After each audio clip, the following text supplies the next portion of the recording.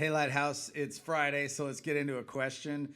I like this question. This is a Bible nerd question, and I'm a Bible nerd, and this is fun. Watch this. 1 Samuel 15:32. I'm going through a few translations. I'm so proud of you. That's how to read the Bible.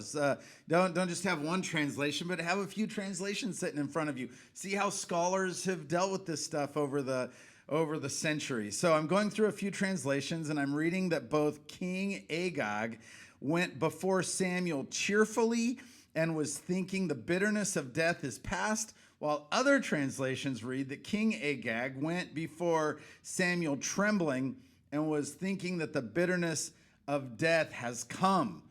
What's going on there? That's a great question. Here's how the ESV translates 1 Samuel 15:32. Before we do that, let's put it in some context. So this is actually at the tail end of one of the most difficult stories in the scriptures. So I preached through this about a year ago. Man, it was a struggle. Just trying to get your head around. This is what happened is God told Saul, go and wreck the Amalekites. Go down and win the war. Take the city. And don't leave anybody alive. Don't leave women and children alive. Don't leave the livestock alive. Don't leave the king alive. And we spent some time that Sunday morning. It's on the podcast somewhere. You can find it. But talking about if you were a Hebrew reading this wouldn't have been the shock of the brutality that would have stood out to you. It would have been God saying, Saul, I want you to go win this war, but I don't want you to get any glory out of it. I don't want you to parade the captured king in front of people. I don't want this to be the soldiers taking wives and getting wealthy off of the livestock. No, you're going to devote it all to destruction. I think in 2020, there's no way this sits well with us. Certainly, I think that's a good explanation. That's how I've preached it. It's how I'd preach it again. And yet there has to be sorrow in us where we go, how did it get to this? And we tremble before God, who would say to somebody, hey, I want you to devote this whole town to destruction. And we're grateful that the violence from Jesus' day forward, the violence, the how do you say this? The approved violence of God rests on his son Jesus. That God isn't going to say, go devote that to destruction to glorify me. No, rather the glory in the violence that satisfied the wrath of God was the cross. So this is the story. And Saul is told to go devote the Amalekites to destruction, and he doesn't. Saul is just disobedient. And not because Saul has a big heart and cares about the Amalekites. Saul cares about Saul.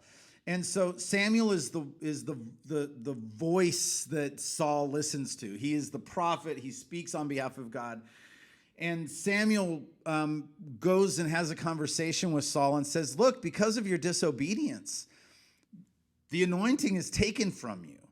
You're not going to pass this kingdom on to your son. Rather, there's going to be another guy. This kingdom is going to be ripped from you, and it's going to be given to someone else. Of course, you and I know that that's David.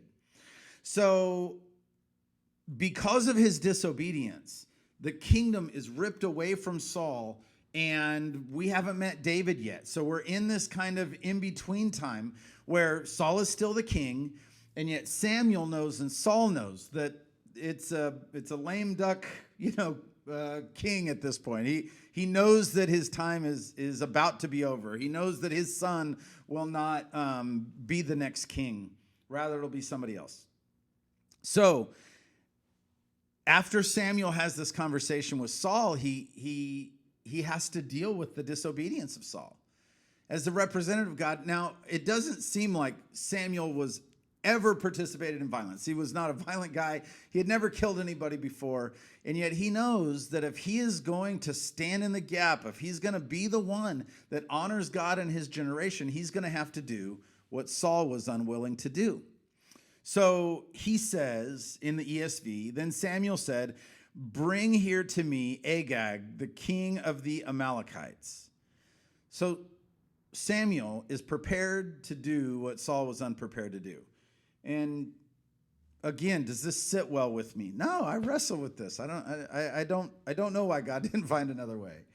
Um, but I do see Samuel saying, look, this has to be about the glory of God. This has to be about Yahweh's glory, not Saul's glory. We just can't have Saul increasing in power and glory and God decreasing in power and glory. And this is what God told us to do. And Saul, if you're unwilling to do it, then I'll do it. So bring me the king. And then comes the part that is apparently very difficult to translate. So bring me the king, bring here to me Agag, king of the Amalekites. And Agag came to him cheerfully. Agag said, surely the bitterness of death is past. So that's the ESV. The NIV says it like this. And Samuel said, bring me Agag, king of the Amalekites. And Agag came to him in chains. And he thought, surely the bitterness of death is past. The Holman Christian Standard Bible, which I enjoy a lot, says it this way. Samuel said, bring me Agag, king of Amalek. And Agag came to him trembling, for he thought, certainly the bitterness of death has come. Young's literal translation, which sometimes lacks utility because in its attempt to be super literal as they translate from an ancient dead language into modern language, and Young's is an older translation anyway, so sometimes it lacks utility because it's just hard to even understand what they're talking about in English. But the attempt to be as literal as possible is admirable, and this is how Young's literal translation says it. And Samuel saith, bring ye nigh unto me Agag, king of Amalek. And Agag cometh unto him daintily. And Agag saith, surely the bitterness of death hath turned aside. So what's going on there?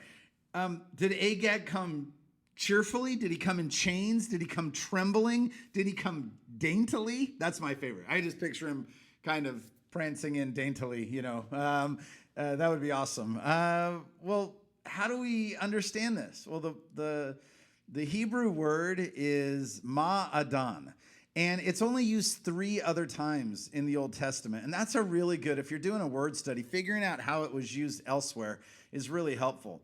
It's used in Genesis 49:20 as Jacob is blessing his children. And it says, Asher's food will be rich, and he shall yield royal delicacies. So delicacies there is that ma'adan word. So there it's translated delicacies. All right, so we're starting to get some idea of the cloud of meaning of this word. So discipline your son and he will give you rest. Proverbs 29:17 says, discipline your son and he will give you rest. He will give delight to your heart. Okay, so that's delight is ma'adan. So it can be translated delicacy. It can be translated delight. All right, one more. Lamentations 4:5. Those who once feasted on delicacies, there it is again, ma'adan, gets translated delicacies, like food. Who once feasted on delicacies perish in the streets, and those who are brought up in purple embrace ash heaps. That's Lamentations 4:5. As Jeremiah is talking about the fall and tragedy of Jerusalem. So, delicacies, delight, cheerful. What are we going with? I don't know if there's a great word, but I think knowing all of those words is the best way to think about it. And I wonder if we might just say it indicates generally a lightness of heart.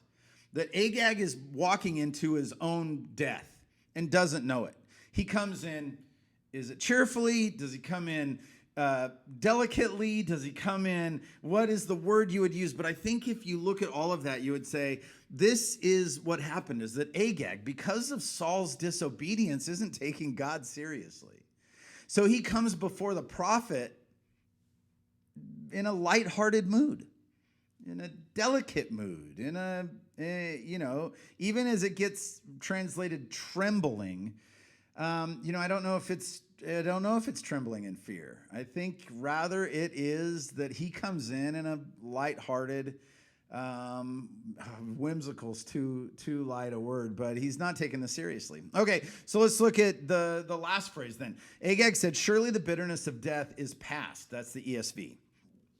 It also, we see it translated past, or it has come, or it has turned aside. So the bitterness of death is consistent in every translation, but did he think the bitterness of death had passed, had it come, or had it turned aside?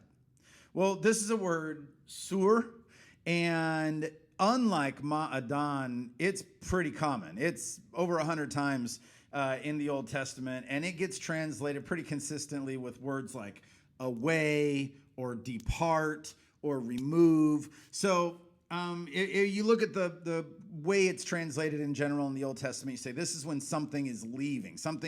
There's distance between me and whatever else I'm talking about. So Agag seems to think that he is avoiding death, would be my best guess. That he comes in a delicate spirit, in a lighthearted spirit, sees the prophet. You might even think as he gets brought in, I wonder if he's expecting maybe a henchman. Instead, he sees Samuel, the prophet. It's not a violent guy. It's not a warrior. And it might give him some hope in his heart that surely the bitterness of death has gone away, is separated from me. So you could see that in any of those translations, couldn't you? That the bitterness of death is past, like, whew, I made it. The bitterness of death has come, like here it is, but we're getting through it. The bitterness of death has turned aside. So my best take is that Agag, because of Saul's disobedience, was just unafraid of the prophet of Yahweh.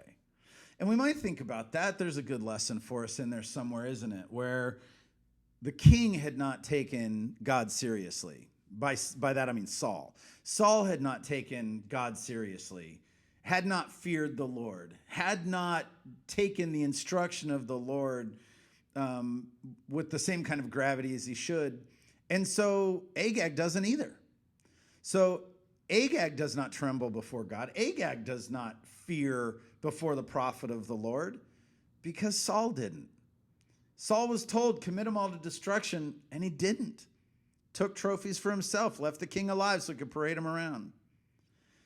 So Samuel kills Agag. Samuel is willing to do what Saul was not. But Agag doesn't know that as he steps in the room. There might just be one faithful dude in all of Israel at this point, and it's Samuel. So maybe we devotionally think about this and say, man, fear of the Lord really is the beginning of wisdom. And when I'm convinced that God is telling me something, and I don't just mean I had an emotion and I think God wants me to, march off, but if I read the scriptures and it's confirmed in the church that this is the right way to live, maybe we should not take sin so serious, or maybe we should not take sin so lightly. Maybe we should take the commands of God in a profound way. And maybe if we did, the world would too. All right. Be loved, Lighthouse.